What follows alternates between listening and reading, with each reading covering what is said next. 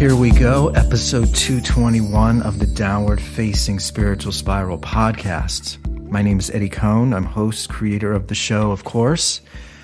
It'll be a pretty quick intro. I'm still in a bit of pain. I had a wisdom tooth pulled a few days ago. My last one. They're all finally gone, but gosh, it's still pretty sore. I'm recording this. It's been a few hours since I've taken some pain meds, so I'm starting to feel it again. So I'll get right to it. You're in store for a great conversation today with my friend David Bensimon. I met him. I'm always struck by the time that goes by. I probably met him like 10 to 15 years ago at Yoga Works. He was working at Yoga Works. Of course, I used to go there 5 times a week.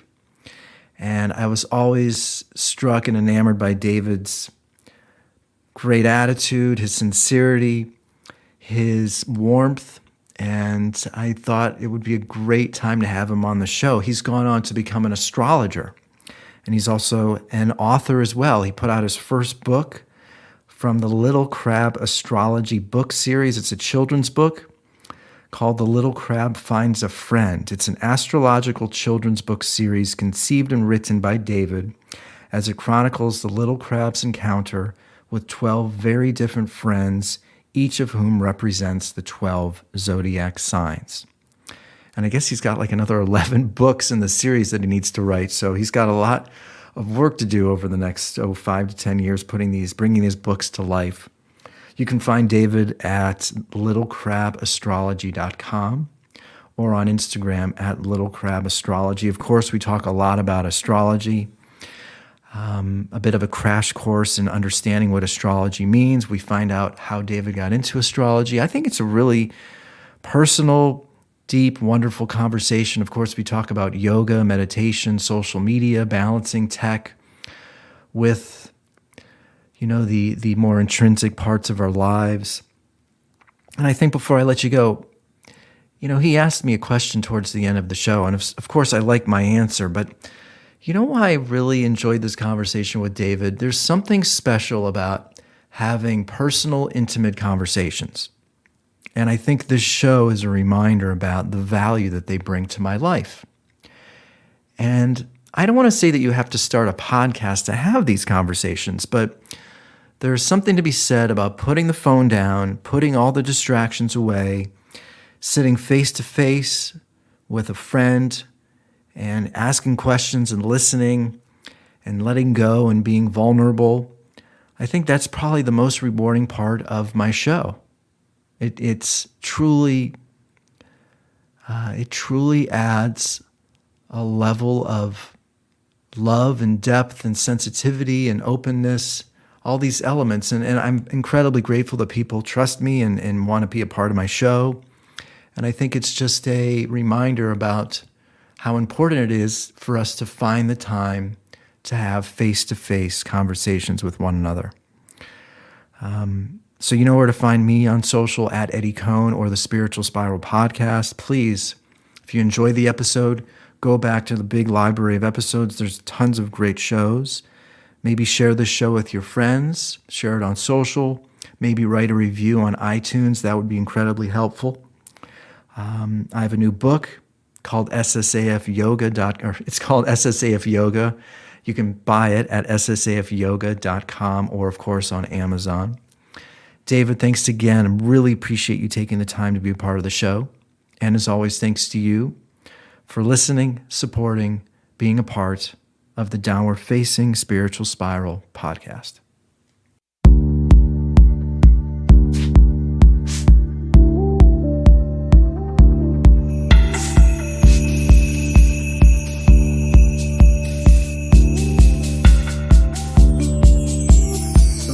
Icing my temple. Yeah, what happened? This is so like new agey. I was trying to diffuse some essential oil. This is such an LA story. This is so LA. I brusquely opened the door and hit my head on it in an attempt to open the closet that keeps said essential oil. So yeah, that happened like 5 minutes ago, and I'm like, wow, that really hurt. Should I actually probably put some. So I'm using my wife's like face ice pack, which I'm sure she doesn't appreciate me using That's on my temple. But good thing this is audio only, or eventually. actually no. This right now I'm filming this moment. Right now, this is live. Yeah. Yeah, dude, great to see you, man. Likewise, good to see you. Yeah, I love it. I had your book. I had it right there. I think was out there. Well, but I wanted to. wow. I wanted to start by just asking you, this is in no way meant to increase my ego or decrease my ego, but you have sort of entered the world of Eddie Cohn a little bit, via the podcast and my book, and I'm curious, how has that affected you? It's streamlined from what I knew of Eddie Cohn. Okay. At my time at Yoga. To me, it's like there wasn't a disconnect or a departure from our discussions we've had, from observing you talk to others. Like, to me, it was like, this is Eddie. Like, this is you. It's not like, oh, who is this person? Right. This is just now your views entering these realms of yoga. This is like Eddie as, like, to me, you have a very clearly defined personality that continues to evolve, but there is a certain, like, through line that I feel like travels. And so to me, it's like, this is you taking on the, not misconceptions, but the hypocrisy or the shadow. I don't know how you want to describe it. The things that people aren't willing to, like, glaringly point out and look at. Like, to me, like, and you do it. I mean, your commitment to. At first, I was like, wait, is this entire book sarcasm, or is it like? I was like, okay, this is a completely bought in. At first, I didn't know it was an actual, like, narrative. I thought it was like, like, just your take on the yoga world. And I was like, oh, wow. Which, I love, because I'm like, it's super easy to just, I mean, your writing style, it's super easy to just get into. I mean, your razor sharp wit, penchant for sarcasm. I mean, it's all there, and it's all like you're trying to get to a point. Not super far. I'm like literally like 8 pages into it. I always read like the foreword. I like to but I mean, the commitment to it is great. I imagine this is kind of exposing the underbelly of yoga, or the underbelly of the spiritual world, and how, I mean, it is, I mean, it's very, like, I think blatantly doing that in a very direct way, which I love. But it's super entertaining, man. Good. I mean, I'm excited to read how it goes. And I'm like, is this like, because I feel like from knowing you, you always kind of, these things always bothered you and disturbed you. And so I'm just so curious, because I'm like, okay, is this like an endorsement? This isn't obviously an endorsement of these things, but it's all like you're portraying a fully bought in person. Yeah. That, like, has, I guess, completely drank the Kool-Aid, and is almost like, this is the influencer that you see. And this is someone that, like, is aware they're being influenced, is aware they've kind of, like, completely gone dark side. Well, or gone to the dark. Yeah. And I think there's a lot there, but I think I'll just, for lack of a better word, things that sort of come into our lives, be it the phone, television, TikTok and Instagram. We sort of go about our lives, and these products infuse themselves very perniciously. It's very subtle. And there isn't a guidebook onto how to use them. I mean, sure, there's a very simple manual about how to use your phone. There's a very simple manual, I'll sort of connect it to yoga. There's poses and postures, and they're meant to make us feel a particular way, open up the body. And there's the meditational aspect of yoga, of course. It's supposed to slow us down. It just feels like the lines are getting blurry. Everything sort of is not about the yoga anymore. There's so many elements attached to it. The phone has sort of like disrupted us in so many ways. And so, Yeah, I which guess. ties into like your podcast, like the main like angle or point of view of your podcast. Yeah. Yeah. I mean, do you feel as an astrologer as something that is really intrinsic and subtle? Do you feel like you're battling an uphill, quote unquote, battle because you see people's focus is on something that is very different from astrology, or because this world has become so tech centric, actually the market to find people that would be interested in something like astrology is actually pretty profound? Yeah, I have found that because, as you mentioned, it's so tech centric, and just so everything is just so transient and so like quick, and just everyone is seeking instant gratification, that anything that provides a lot of depth or has a huge amount of history, like yoga, astrology, it is possible to package it in a social media way that is like quick and easy and does not, is just attractive and easy to consume and easily digestible. But of course, like there's two folds to this, because in one way, that is what expands the popularity and awareness of something. However, it's like how you're presenting that isn't always the most conducive or clear way. And that's when things become diluted. That's when things start to lose their root meaning, purpose. It becomes like, well, what is this? This is just another glib, fun thing, like, or something that like just is like, oh, this is momentary pleasure. This is meant to give me a momentary feeling. But the deeper purpose, meaning, it can sometimes be lost. So it's like, yes, it's expanded the popularity of it and the access to it. It's so accessible now. Astrology has become so accessible because of TikTok and Instagram.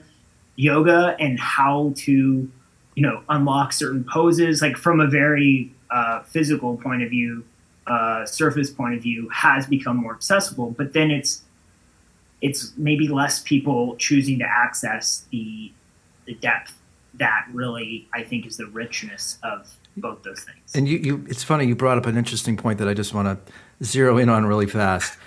Just like these ancient old practices.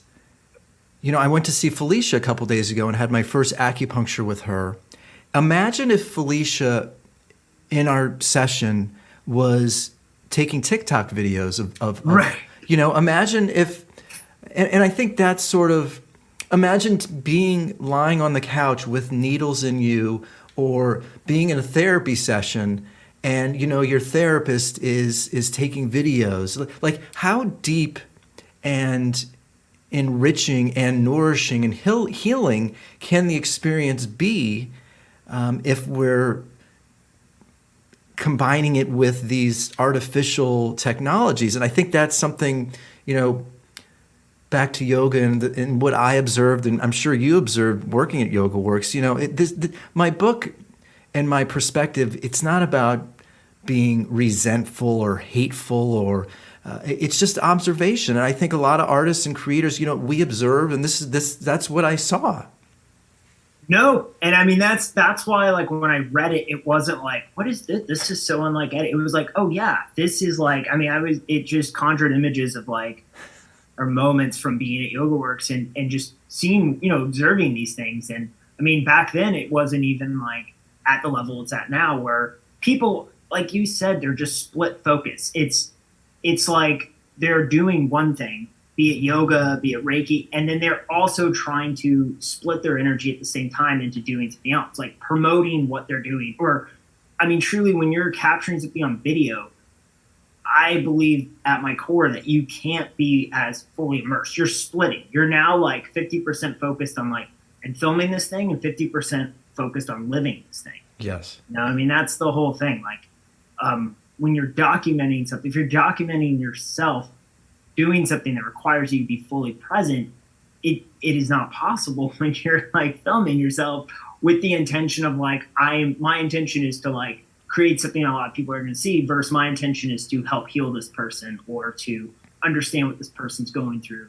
And so, yeah, I mean, your book, while like brilliantly satirical, it does just show us these things so plainly and unapologetically that you can't be like, well, it's an exaggeration, because it really isn't an exaggeration. That's the funny part.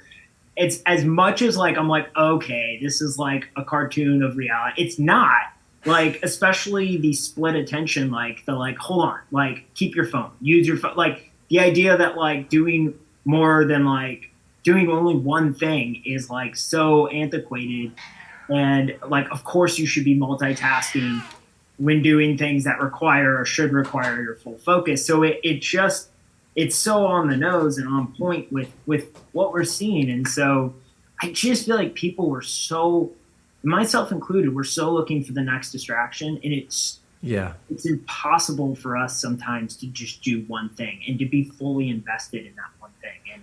And I think that of course the phone and like technology and social media, all these things have made it that we feel like we should be doing multiple things. I mean, people will, have movies on as like ambient background noise, like, and like the idea of like just sitting down to intentionally watch a film has become harder and harder, because it's like people will scroll through their phone, or people will, so you're just diluting and spreading. It's just a diffuse of intention and energy. What's amazing, I mean, a couple more points here, and then I want to dive in a little deeper into some other area, but it's interesting. I just watched Fatal Attraction, and I hadn't seen it for like 10 years. Did you ever see the movie with Michael Douglas and Glenn Close? So I haven't. Okay. I've seen the iconic moments. So I had chills because it is so brilliant, and every scene is visually beautiful. It's almost like photography coming to light, the way it sounds, the lighting, the acting, the writing. And I was thinking, I mean, this came out in 1987. That movie like that will never be created again, because I get the sense a lot of content now is being created because the people that are the execs, in at Netflix, Amazon, they know that people aren't watching something and just watching it. Like Fatal Attraction was this immersive experience, but it wasn't about, having headphones on and watching the Van Gogh exhibit and different sensory experiences. It's just, you're watching the freaking movie. It's blowing you away. You're on the edge of your seat. And if you're looking at your phone while Fatal Attraction is going on, you are missing so many elements that will live inside of you. And it's just something that I really think a lot about, and just how, I mean, I don't know if clearly you noticed this also. Yeah, I mean, because that's the thing, that film is, you're watching that to fully embody that world and immerse yourself in this story, a very provocative story that, I mean, hopefully you don't live yourself, Right. So it's like the idea that you would like willingly like take yourself out of it or numb yourself from the full experience is just fascinating. Yeah.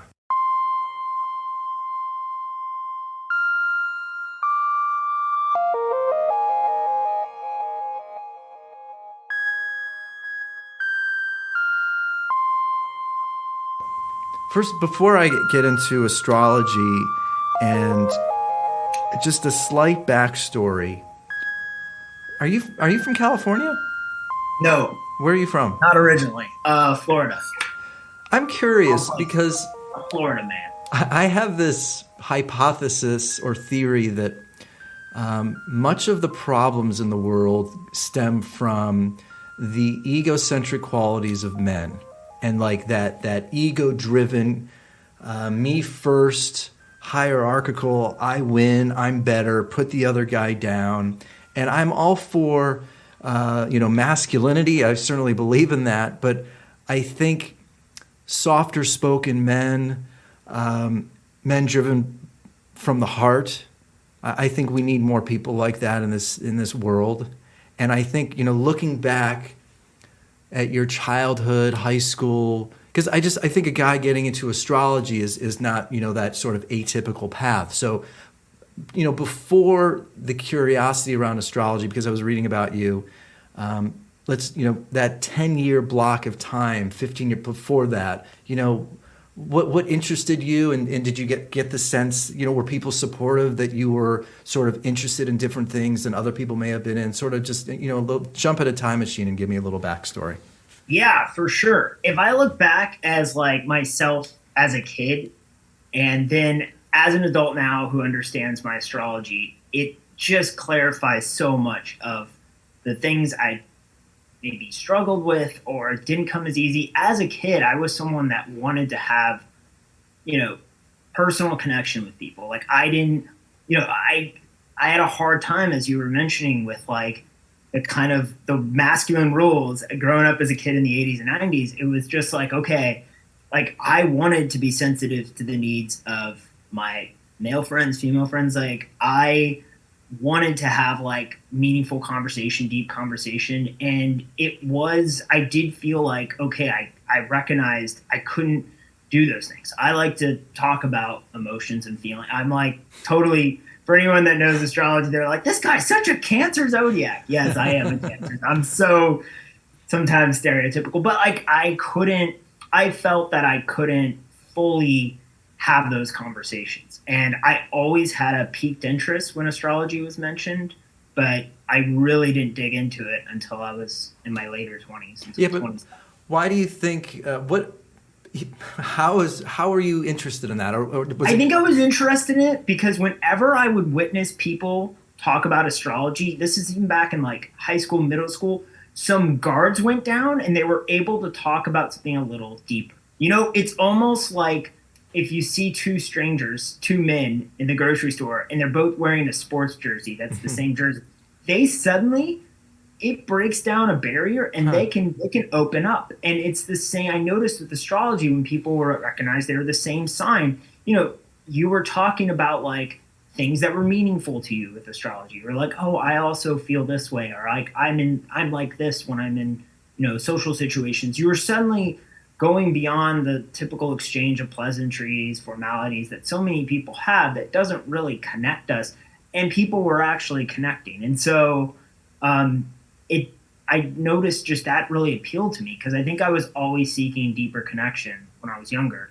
and love to talk about like how things made people feel, or like love to be like, oh, like what, like I wanted to share my affection and like care for like my guy friends, but I recognized like there was only so much you could do before you were kind of ostracized. So it was like very much like, okay, I just have to like express myself this way. So I think understanding my astrology now, I can look back and understand where I felt confined or where I felt limited in fully expressing my natal chart.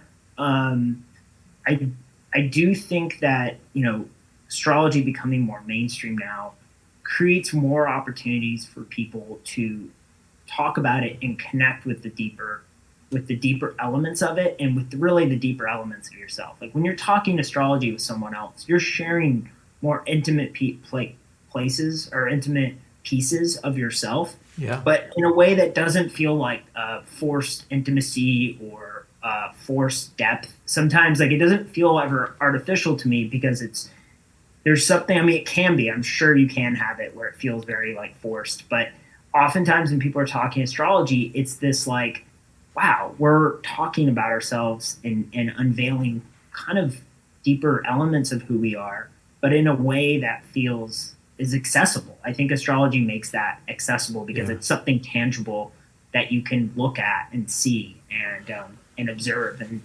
Well, give me, and I'm pretty naive or a layman when it comes to astrology. So I know I'm a Taurus. That's about it. But Steady Eddie. Steady Eddie in the house. But give me the overall philosophy crash course under like what I know this could dive into a world, but just a really simple the meaning of astrology and the connection to the human species, or just the connection to you or me, or try to explain it to me.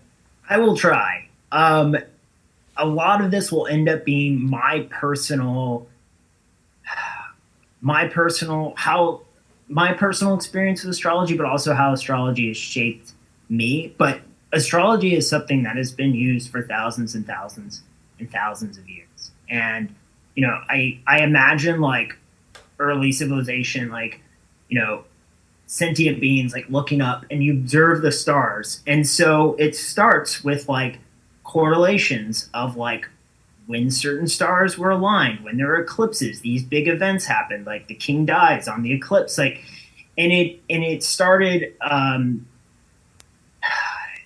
Mesopotamia, Egypt. There's different systems being developed in those different places, like Babylonia, which was I think part of Mesopotamia. I'm not the history, I can't recall it as sharply as I'd like, It's okay. but you see it evolve, and you see from Egypt, from Mesopotamia, and then you see then like Greco-Roman, the Hellenistic astrology, Ptolemy. Like you start to see how it builds into a system of understanding events based on the alignment of the stars. Gosh, And let me just soak that in. I think because things are moving so quickly now and we're being force fed so much information that I think it's hard for people to imagine that life on Earth would be affected by the planets, the stars. But as you explain it to me,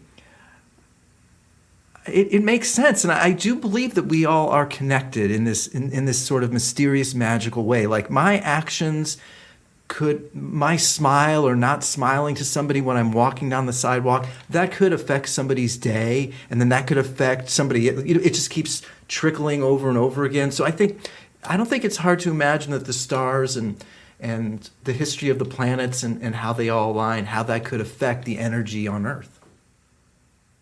yeah, once astrology, it was something that I don't have like a rational, like I didn't have like an epiphany moment of like connecting the dots and being like, yes, this is how I know astrology is real and how it works for me. It was just this deep knowing and being revealed like, oh yeah, of course, this has always been there. Now you're just accessing it. This tool is always been there. And I mean, to think about like that, there's something called the Thema Mundi, which is the inception chart for the universe. And it is like a chart that is supposed of when the universe was created. And so it has like a Cancer rising, and then it has all the planets and signs of what we see now. And so it's like, I don't know, there's something when I learn about the history of astrology and learn about like the evolution of the interpretations, it just resonates so deeply and is like, oh yes, of course. Like there's a lot of people, Eddie, that, there's like a crisis of consciousness where they're like, I need to know astrology is real and I need to prove it. And there's this like guardedness of like, I love, like, this makes sense, this works for me, but there is this like, I need to validate and justify it through scientific means. Whereas I just 100% through my soul just know it's a thing. And the more I dig, the deeper you dig, the deeper I've dug, the deeper that's just been reinforced. And the only thing I've learned is astrology is this like endless well that, you can spend lifetimes digging. You could spend lifetimes examining one person's chart from all the different angles, using all the different systems of astrology, and it'll blow your mind. And I love that it is this bottomless well, or it feels that way to me. I mean, at least in my lifetime, I feel like I'll spend my whole life continuing to like learn and study and apply different techniques and understand different techniques. And I don't know, man, it's just something that is there for me. Yeah. And I think that everyone comes to the realization, everyone that connects with astrology, becomes an astrologer, comes to that realization in their own way, be it through hours and hours and hours of research, hundreds of hours of statistical analysis, because astrology really is statistical at its core, in the sense of like, we've observed this aspect, this relationship between two planets happen 200 times. Of the 200 times, this event occurred 195. So it's like, that's one way, maybe it's not empirical where it's like it can be vetted through empirical means, but it can be vetted through statistical how means, and however you come to it being meaningful and true to you is unique to the individual, but it is like important to come to that to where you're just like, oh yes, this is very much this thing is very powerful and this is how I like to use it. And it just took for me seeing the parallels between the astrology and my life. Like that is how astrology really connected for me, is going through my world and seeing the parallels of what I've come to understand about astrology, planets, placements, how they relate to what I'm seeing in front of me with two people talking or two, I don't know, it just really took over. And when you have that filter, when you see things through those astrological lens and you connect what you've learned, that's when I think it becomes magical and really real and tangible and able to use. It's funny. Something I was thinking about when you were talking, this word believer, and it's strange. It's almost like we have these magical alternative tools. Like, I wasn't getting into an argument with a friend of mine, but he's definitely more on the science side of life. And I've had good luck with homeopathic medicine. And Heath comes from the belief that that's a complete scam. And I think science is certainly a valid and offers valid explanations to a lot of the health crises in this world. But I think it has this tendency to sort of box us all in into sort of like one neat little box or circle or pie. And I think like similarly with acupuncture, I think some people think it's a complete scam. Now, through my experience, I've had great success. I tore my meniscus. My orthopedic surgeon, he offered me steroids or we can do surgery. And I'm sort of like, fuck that. I'm not doing that. And so, or at least I'm going to do whatever I can for a year before that ends up becoming an alternative where I have no choice. So I went to a chiropractor, I went to an acupuncturist for a year, and lo and behold, knock on wood, all my pain is completely gone and I can run and jump no problem. And it's sort of like, okay, if you don't want to believe in homeopathic remedies, if you don't want to believe in astrology, if you don't want to believe in acupuncture, that's fine. But then just don't talk shit about the people that do believe in it and have had good success. But I guess my question to you is it worth trying to make somebody a believer, or do we just, there are people that believe in it and there are people that don't? I don't know. Am I making any sense? You're making so much sense, dude. And Eddie, like, I wonder, I'm just like, man, what is it about people? Like, what is it that threatens your friend about, TCM, traditional Chinese medicine, homeopathy? Like, what is it? What I don't understand is when people like your friend have such strong reactions and not just like, well, that's not for me, but that's clearly something that's worked for you.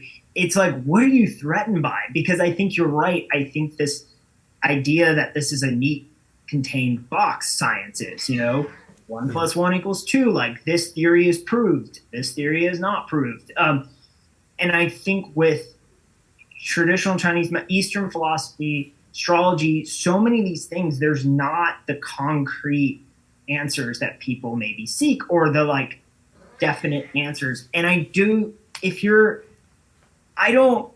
waste my energy on people that are just angry about it or just vehement. Right. Like, I just try to, one thing I do like about the way I approach astrology and approach people that maybe are skeptical to a point of being volatile about it is just, if I know anything about them astrologically, like even their sun sign, it's just I'm like, okay, what is the gateway to just sharing why this is meaningful to me and not like continuing an argument, but just like, this is why. And I usually like by using, even if I know very little about their astrology, just using that just as a way of like, what's the best approach here?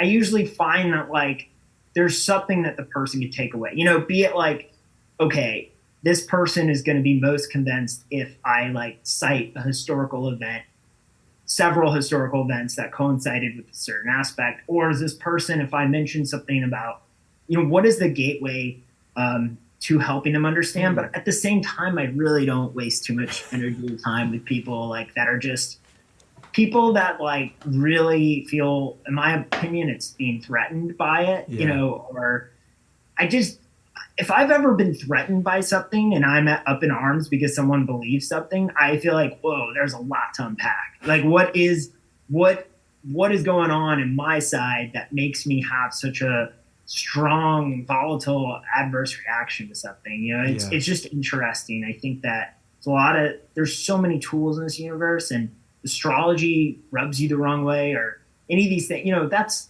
okay, cool. Use the other tools. But when you're so dismissive of it, or also not just dismissive, but unwilling to accept another person's convictions of it, it just makes me question, like, what the hell is going on, man?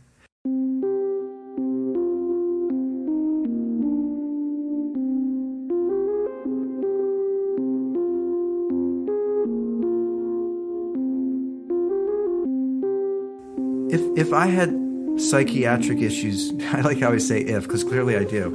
You know, I would go to a therapist. Mm-hmm. You know, and because I used to go to the doctor a lot as a kid, and all they would do is give me pills to pop.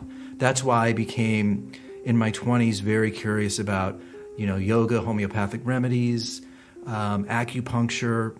A firm believer in therapy. I never would have thought that I'll try to make my point. I guess I looked at astrology as sort of getting an understanding about either my personality or my characteristics as a human, maybe even my connection to somebody. But I never would have thought about going to astrology because I was hoping to improve something in my, or like because I had bad health somewhere. It feels like you turn to astrology for health-related reasons, or that's how you look at astrology to help people. Is that correct? Well, there is a whole branch of astrology called medical astrology that I do not have knowledge in, because that is really a whole other field, and that looks at the relationship. You know, a lot of medical astrologers have a medical background, and that's looking at the relationship of health and astrology and how that aligns. I see astrology as something that is healing or helpful. A lot of times, in my experience with clients, yes, it's clarifying. You know, I think that's the thing about astrology. It's looking at stuff that maybe you didn't have a form of, or like you didn't see like what it was. You couldn't define it, or you couldn't actually understand like what it was. And it gives, when you look at like two planets and how they interact within your natal chart, you know, I think it gives sometimes definition and clarity to issues or things that people have recognized but haven't been able to concretely, you know, see or label. I mean, astrology has so many purposes, and the first for me is just self-understanding and self-love. And I think that is how I approach a lot of my astrological sessions, but not in like a forced way, like this is, you're going to love yourself more at the end of this hour because you understand. It's just, you know, when you look at astrology as like a roadmap, I mean, you see that like, okay, everything is laid out in a certain way that presents this unique quest. And a quest is meant to have pitfalls. It's meant to have highs. It's meant to have lows. It's meant to be a journey. And so I just see it as like, let's like look at what this is. And sometimes people, as I'm describing and sharing about what certain planets signify, certain house placements signify, people will start to share events from their life and episodes in their life and things that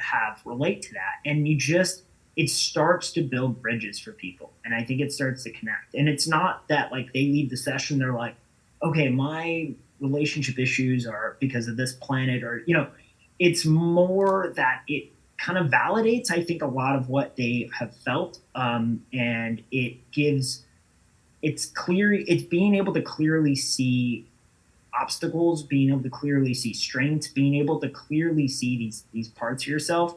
And that I think is what I aim for. It's just like, Yeah. can we make this accessible? Can we make astrology something that is constructive or beneficial? Because it can be really esoteric. I mean, you can go into a session and just be like, wow, like I don't get how any of what I learned connects to my life. So it's very important for me to connect it to the individual. Let me play devil's advocate a bit, but also ask a question.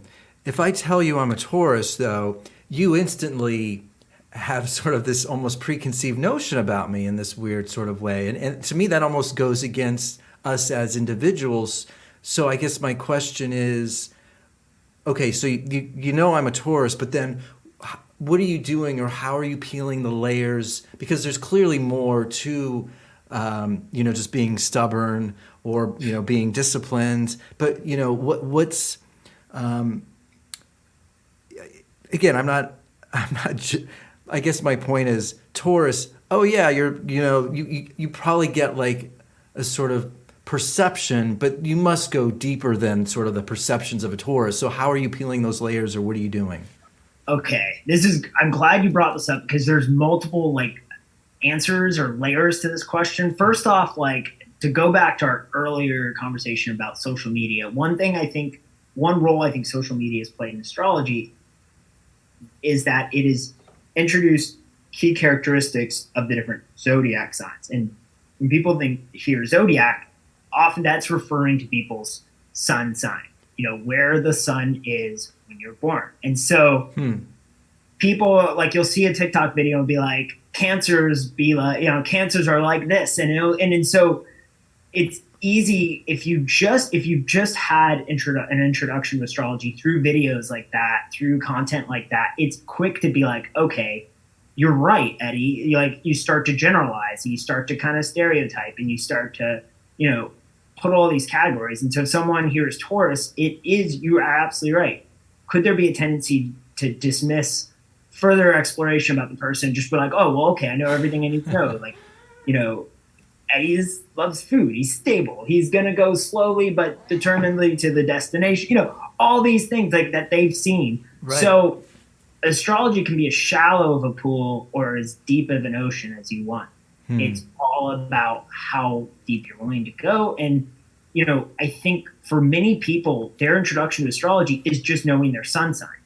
And so when you learn your big three, which in like kind of it's a neologism, pop culture reference to your rising sign, your moon sign, which are, the next most important placements. I mean, some would argue the rising sign, many would argue, I'd probably agree, the rising sign is one of the most important things because that's your physical self. When you understand how the sun sign, the moon sign, and the rising sign interact and shape your chart, then it's like, oh, okay, that's why, like, when I hear, description on Taurus, not everything registers. So this is why I kind of am like, yeah, that's like 60% true, or feels 60% right, but 40% of that is just, doesn't apply. I think that when you start to understand all the placements in astrology, not as separate parts, but holistically, how they work together as a whole. Because when you start taking apart different components and looking at this moon placement and then this Mercury and you're not considering how it all works together in a comprehensive way, then the engine of the car won't start. The car is not going to move.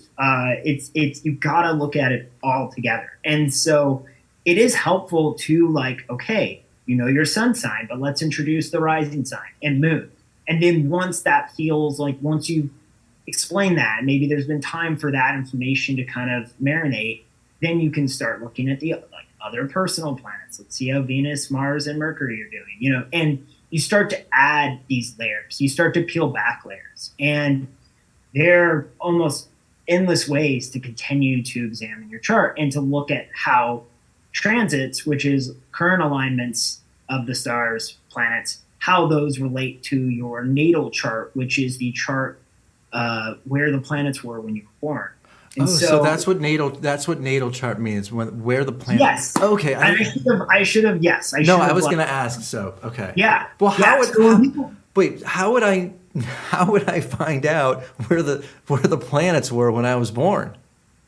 Well, back in the day, you'd have to like draw it out. Like, so you would, I mean, this like before, this is an ephemeris. Like, I use this when I'm feeling, you're a Taurus, and not to astro generalize, but typically there's something like beautiful about, I'm kind of going against what I just said, but like about the tactile, and sometimes like I don't want to use my software to like find the chart. I want to like open the book and like scan the thing, feel it.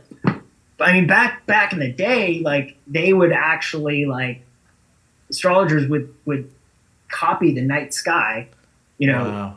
into parchment or other papyrus. I'm not sure what the paper substitute was back then, but they would copy it and that it's insane to think about that connection. But now, if you know your time of birth, your exact time of birth, Okay. that's why like there's like funny memes you'll see like moms getting like text messages at like 10:30 at night, like, hey, when was I born? Exact time. And it's like, you're on a date clearly with an astrologer. Like Okay. You're getting new agey right now. So you need to have your exact time of birth to get your full chart. Now, if you do not have that, there's chart rectification, which people are experts in. There are other ways to examine your chart. But if I know you're born on the 21st of I'm sorry, I don't remember your exact birthday, like late April, and you're born, sometime maybe during the day, or you're just like, I know I'm born that day, maybe at night, maybe during the day, I still have a lot to work with because your moon sign most likely is there. The moon transits, moves out of signs every 2.5 days roughly. So, usually if I see the moon changes signs that day, then okay, maybe there's a little more guesswork, but you can still get a framework for the person's chart. But having their exact time of birth defines the rising sign, which defines your first house. The first house in astrology is you. It is yourself, your physical body, yourself, your personality. And that helps to show, not just helps, but it does show the person, the astrologer, what areas of life are going to come into focus, and what planets are in what areas of life and what planets are not.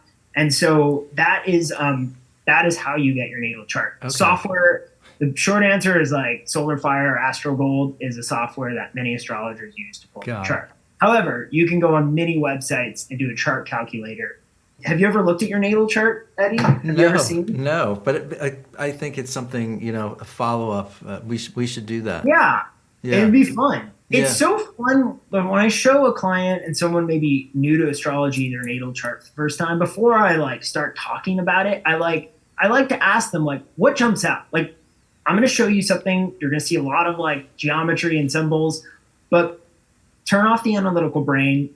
Give me your like first 10 seconds, like what jumps out? And they'll be like, oh, this little symbol or this little like squiggly line, or like the fact that there's nothing in this part of the chart, and that's really interesting to me because usually what they notice first, I kind of could see that in their astrology. It's like, oh yeah. And then it just connects them to what they're seeing. Because first time you see your chart, Eddie, you're gonna be like, what the fuck am I looking at? Like, this is like geometry hell. Like, it's just something where you're like, what are these glyphs? What are these symbols? And I think that like when you start to give meaning, it starts to come to life. But it's cool for the person new to astrology, seeing their natal chart for the first time, just to have their own observation and their own like connection with it.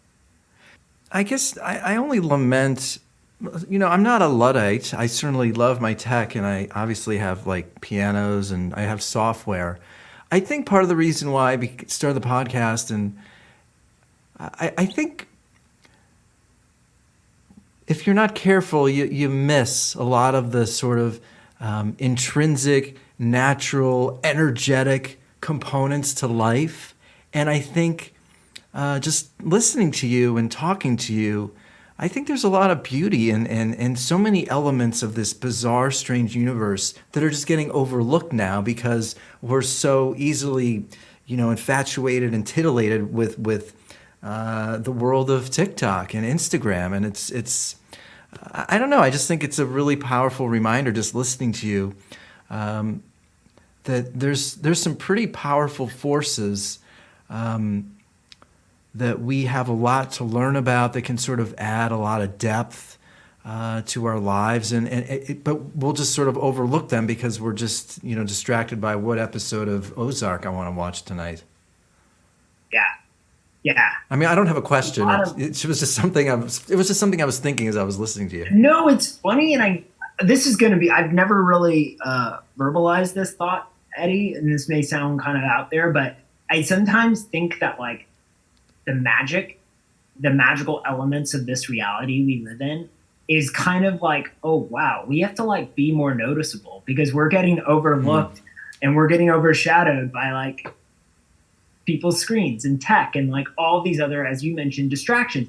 So it's weird because I feel like I see magic more. I see magic creeping in. I'm like, oh my God, like it's really trying to get seen. And it's a weird thought. And but I do feel like as I've delved into my own, I don't know, spiritual practice or what, it's exciting because I feel like I see more concrete or visible examples of magic. So much of it is auric or feelings or like you sense something. And I think that with like, as we're so pulled into our phones and pulled into our avatar life, I think that like to balance it out, there's almost these like, there's more intrusive magic. I feel like, we're starting it's like more stuff is more universal, like secrets are being revealed to us. I don't know why. It's a weird, just made me think of it when you were talking about like how pulled we are. And yet I feel at the same time that the world is becoming and presenting more magic to us because it needs it. It needs to remind us of how magical our current reality is. And yes, maybe in this reality, we can't just fly and we can't like live underwater for extended periods of time as human beings.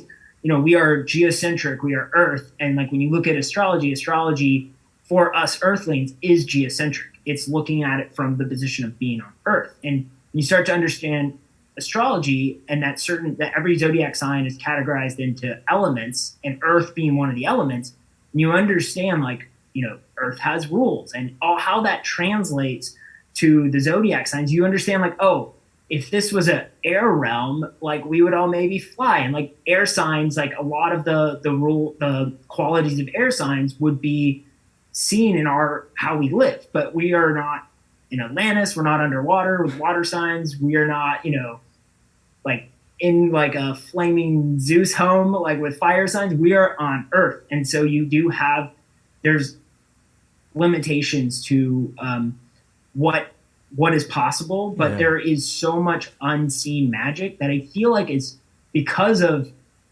our distracted nature starting to like, hey, look at me, like there's a lot there. And I don't want to go too far down a tangent, but I do want to say one of the easiest ways to connect to astrology is through the elements. I mentioned that every zodiac sign is categorized into these 4 elements.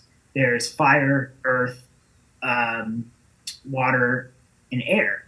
Or excuse me, air, water. I'm doing it in zodiacal order. Sorry. And heart. And then you get Captain Planet. No, just kidding. So there is fire, earth, air, water, and there's it's referred to as the triplicity, and there's 3 zodiac signs per these 4 categories, elements. And you think about it, like we interact with these elements every day, Eddie. Like we interact with fire in some means. We interact with air, with wind. We interact with water. We interact with the earth. And when you start to like see the parallels between these physical elements in this natural world to the zodiac signs, it connects. And that's why like when people are learning astrology and wanting to get more into it, I'm like, observe the elements, because you already have a reference of this, what is hot, and you know what your relation is to heat. I like living in hot places. I like hot food. Or your relationship to water, like being in a bath is comforting to me. Being in water is scary and it makes me feel like claustrophobic. Yeah. And then you start to learn about the zodiac signs and the elemental quality and how that influences their nature. And it connects, because when you can connect it to your physical existence, when you can connect something that can seem esoteric to your physical existence and see how it really is like a playing out of or an illustration of something that is tangible that you exist with or interact with every day, it connects. And so that's one of my favorite ways for people to connect to astrology is through the elements.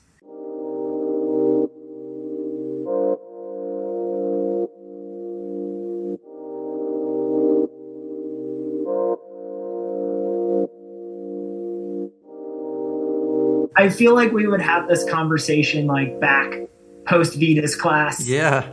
6:30, you know, not 6:30, it'd be like 8:30. But like, yeah, it's just it's great talking with you, man. Yeah, it's man. fun. It's fun. I love talking about astrology because I feel like I'm talking about the things that connect to individuals, you know, and connect groups of people together. Because at the end of the day, I think that's what it is. You're exploring the things that bring us together.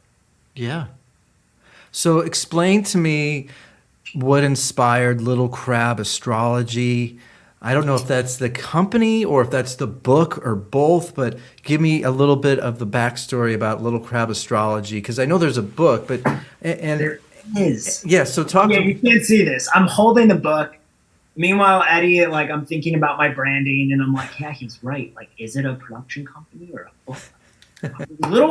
So it's really interesting. Like, I came up with this book idea in 2013.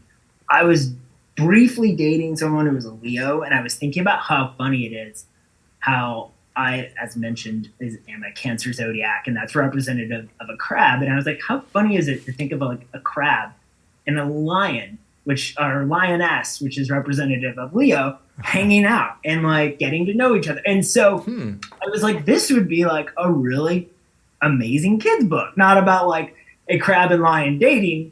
No, that's about the like literal interaction of these two very different archetypes, you know, and like in having them interact. And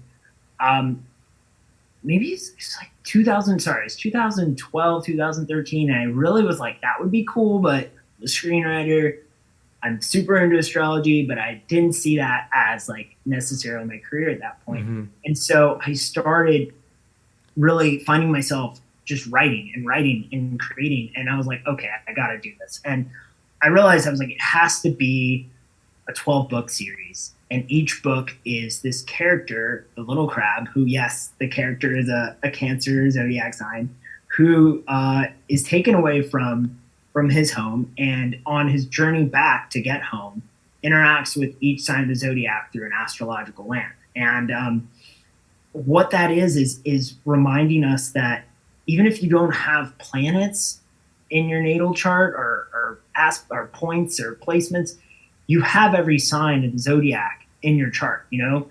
And it's reminding us, and for kids, just that like you are not without. You belong. And even if you recognize that like you maybe don't naturally have or recognize traits in yourself that you see in other people, like you see in a friend that's like really good at sports or really good at expressing themselves or really good at gaming, and you're like, I don't have that. It's a reminder that you do have that, and that life is an opportunity, and these interactions we have with different people to access these parts of yourself and to remind you are whole and you're not missing anything about yourself and that you belong. You know, the little crab is seeking home in the entire book, but he recognizes he can belong in all of these different worlds and that he has these qualities within, and he just has to learn how to express them through his own unique way of being.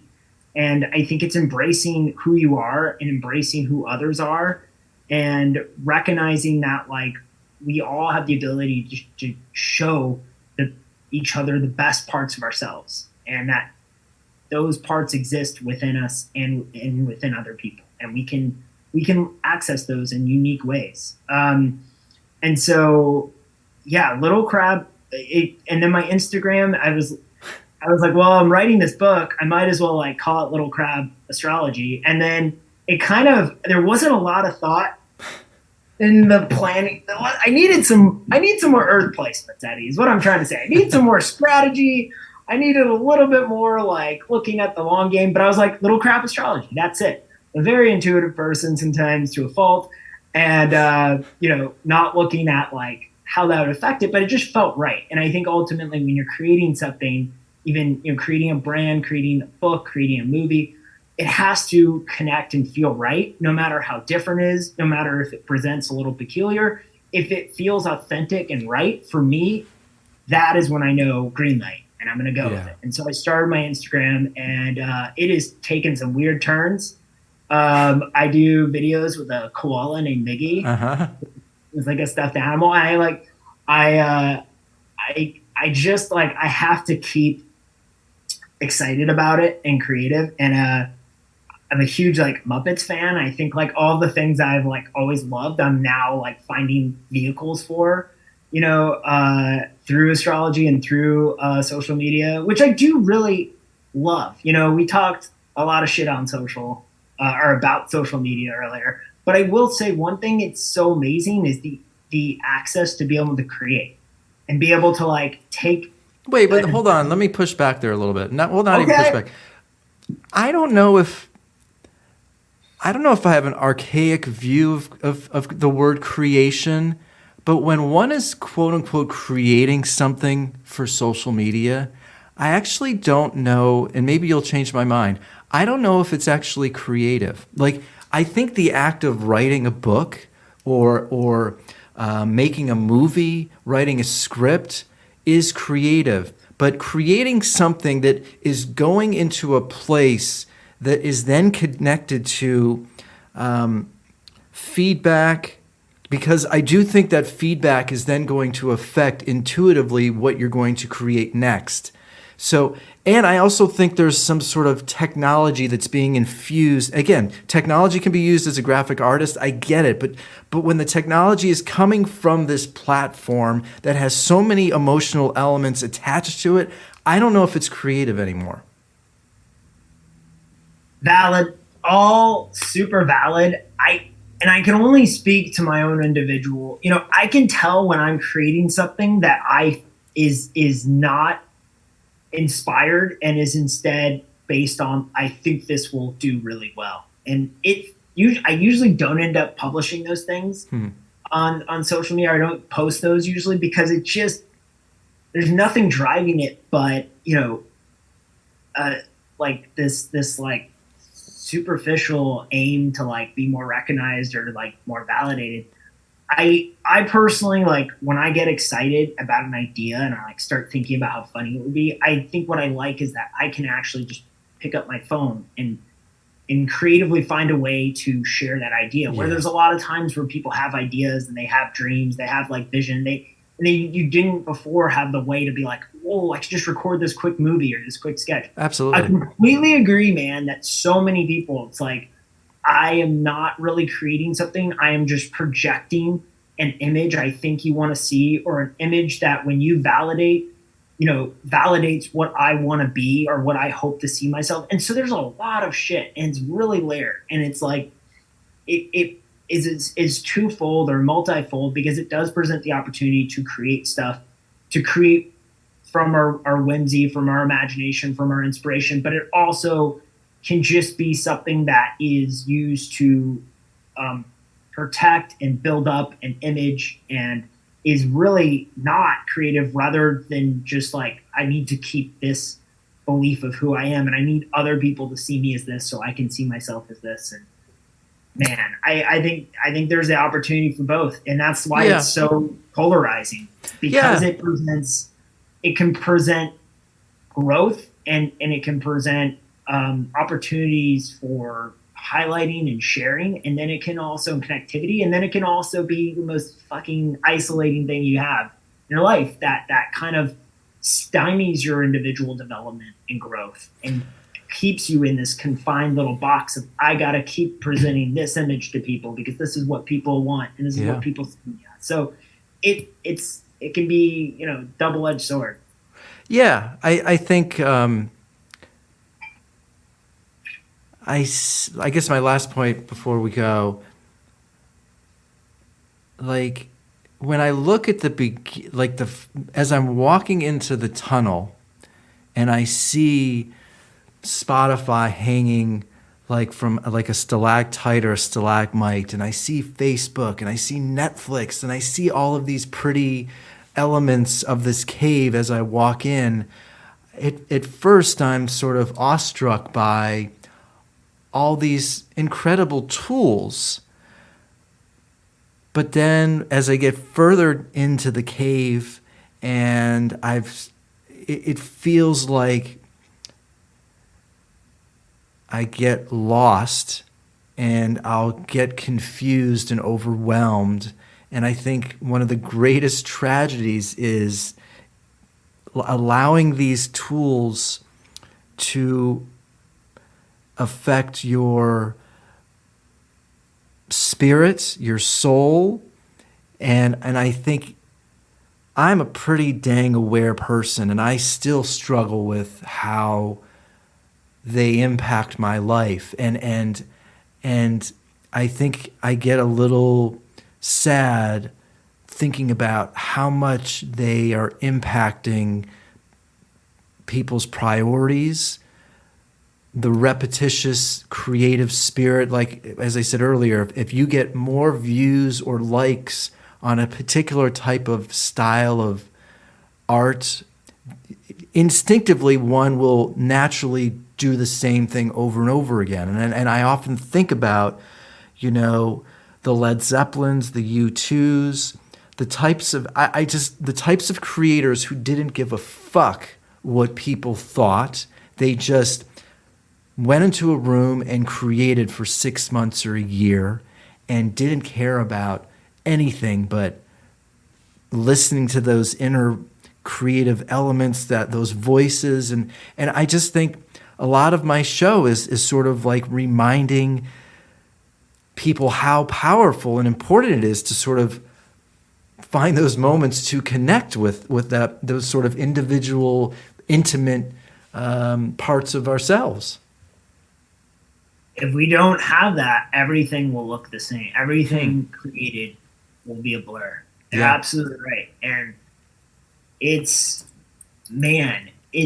such a challenge because we are so conditioned to seek that instant gratification and to create something quickly and to quickly and instantly get a result, versus, as you like mentioned, going into like the studio for 6 months and just being like, look, what comes out of here, here it is. But not like, one weekend being like, oh, we sent some samples, here's the feedback on the samples, they suck.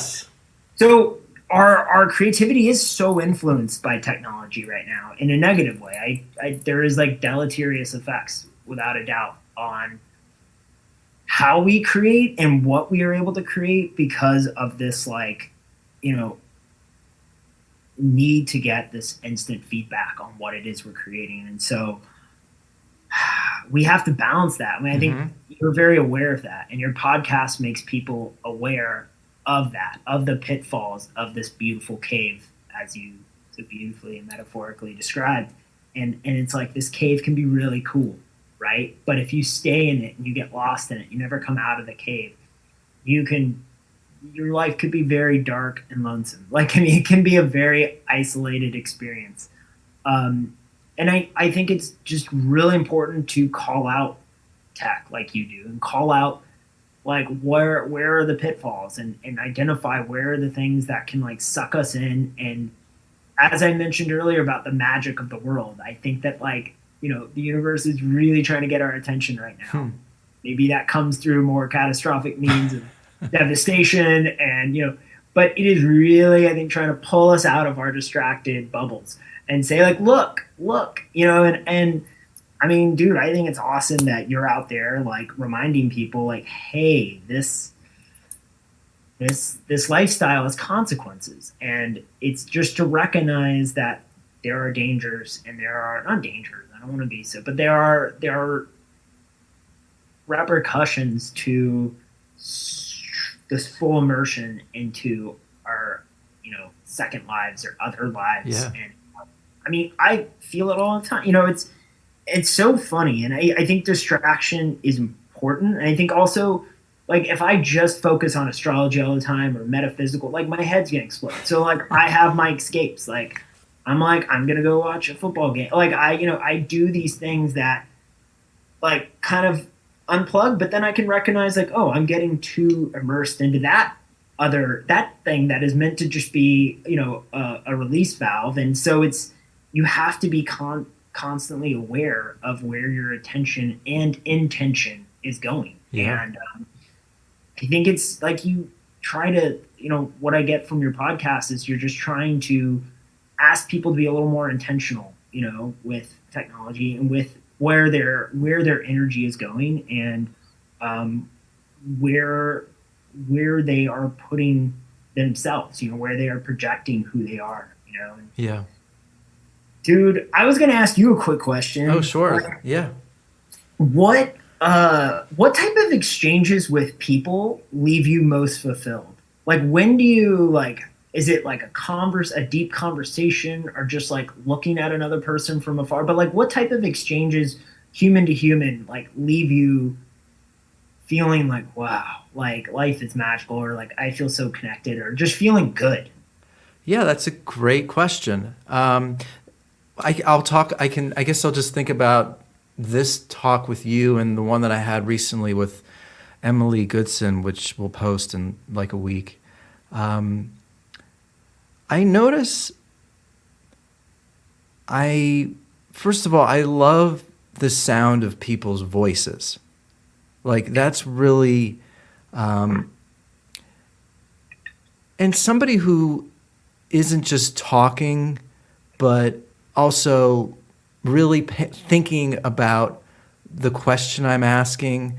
I get the sense a lot of people, not I get the sense, when people are just talking and just talking and talking, but not having a thought or curiosity about, like where my question was coming from. I can tell you and my last guest, like we're really thinking before speaking. And I also appreciate people who are able to sort of enter the world of how I look at the world, because it's this sort of fine line where if you are critical about the world in any sort of way, the word hater will be thrown at you. And I think that's such a sort of myopic, almost just insecure reaction, and just pretty two-dimensional. Because I don't think people want to really, GVO squad. yeah, they don't. I think some people don't want to really take a moment to just.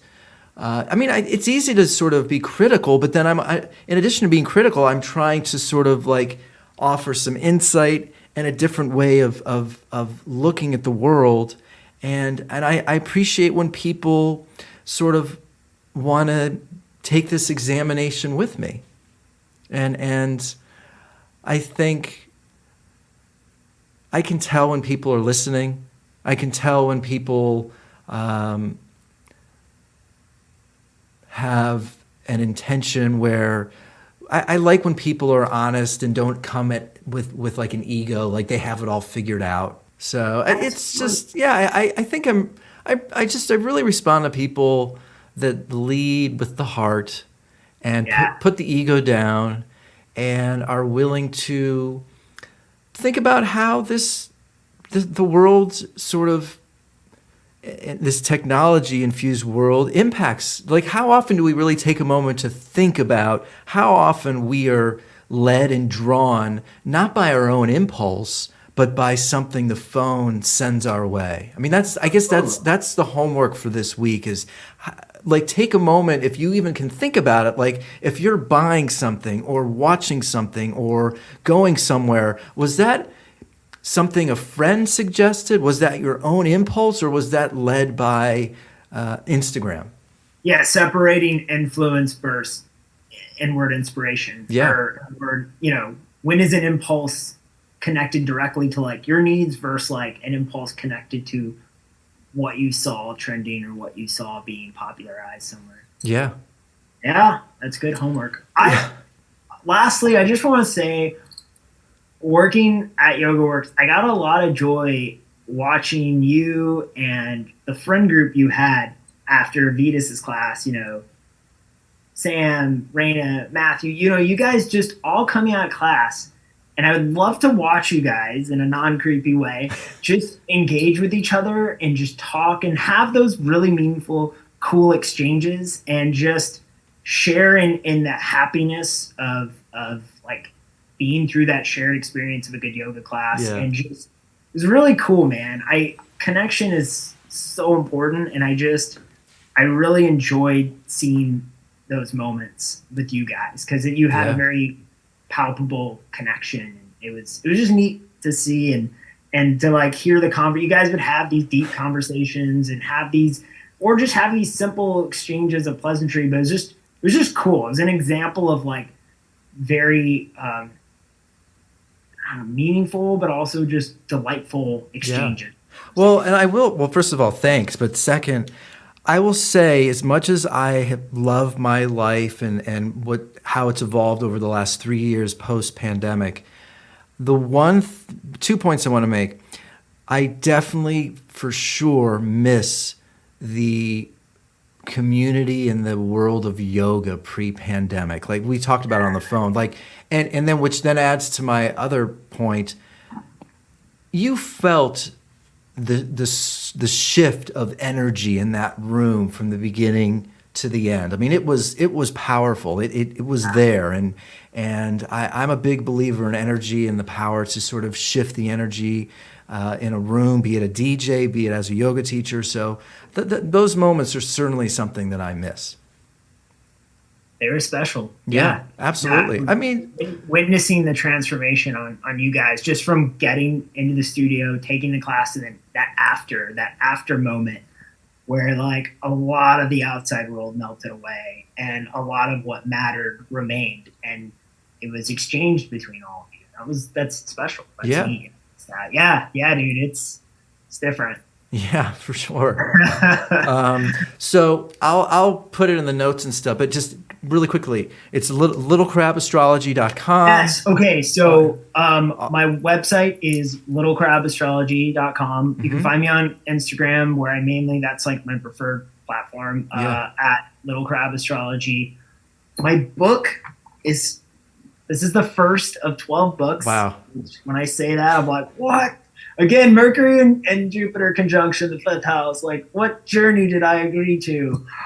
It is a long one, but I am working to self-publish my second book, which will be all about the zodiac sign of Aries. The first book is about the sign of Cancer, and then it goes in zodiacal order. I've been working on the Taurus book and very much been enjoying it. And I am hoping to find a traditional publisher or partner to really have the, resources to get this book out there in a big way. Cause it is a book created for kids ages 4 to 8. But I do feel like adults will resonate with it too. It's a little plucky, but it also kind of, speaks to the kind of core qualities of who we are and of accepting and loving who we are, and how when we meet people that have the characters of other people that have other personality traits different than ours, how we integrate those in and how we can honor those and honor that we have parts of those people in ourselves. It doesn't quite make sense, but parts of their personalities within us. Going back to like, we all have every zodiac sign in our natal chart. So yes, come DM me. You can book a reading with me on my website. I offer all sorts of different readings. You can check me out on Instagram, where I pretty regularly post astrology-based content. You can get my book on Amazon. I am going to reissue the first book when the second book is released, probably first quarter next year. And then, if you're a publisher, you should hit me up and we can talk about bringing this book to millions of people. Nice, man. Boy, you've got you basically have the next 10 years of your life occupied. Mapped out, because you got like 11 more books. And when I look at my astrology and like when I look at like different predictive timing techniques, it's cool because I'm like, oh my God, I see where this is building, and I see what big picture phase of my life I'm in, and then what years may be really pivotal to this journey. And it's exciting. I'm really excited. I've never been so passionate about creating something and knowing that this is the unique thing I want to bring into the world, And I realized that last thing, like, sorry, man, it's okay. Don't on really long, but like, it's just realizing like I could win an Oscar for a screenplay. And I think ultimately bringing something new and something so inspired by everything that I am, which is this journey of the little crab finds a friend, would be more gratifying. And when I realized that moment, everything got really clear. And you're right. I mapped out like, this is what I'm doing with my life. This is my like legacy. This is my 10th house. This is like what I want to be known for, bringing astrology to kids in a way that is thoughtful, mindful, and invites further exploration. And there's a lot of possible pitfalls and there's a lot of obstacles to doing that. But I think as long as I stay clear with my intention, open-hearted, open-minded, then I feel good about prospects succeeding. Wow, man. It was great to see you. I appreciate you doing this, dude. It was great to see you, man. This was so fun, dude. Yeah, this was great. Yeah, man. I'll reach out in the next. I mean, this will post in probably like 2 to 3 weeks, but I'll reach out after because I would love to go. And I'll hopefully have finished your book. I got a few flights I'm taking. So cool. I'm like, I love how much fun you had. Right. I feel like it was such a healthy outlet for getting all the derision and all the like. It was so. I was like, I could feel the fun, and I was just like, that's awesome. Great. Anytime you do that, it's like. Yeah, no, you're right. It was like, I mean, the process of writing was brutal. Oh, right. It was fucking awful and torture. Right, I mean, there were lots of great moments, believe me, and I feel very accomplished and incredibly proud. But man, it just became an obsessive journey that it was a gargantuan mountain to get through and climb. Yeah, but I'm very proud of it, and I'm excited. I mean, I'm kind of in the world of music right now. I've been writing a lot of music, so I get the sense that's sort of my outlet right now, but I'm certainly excited to write something else for sure.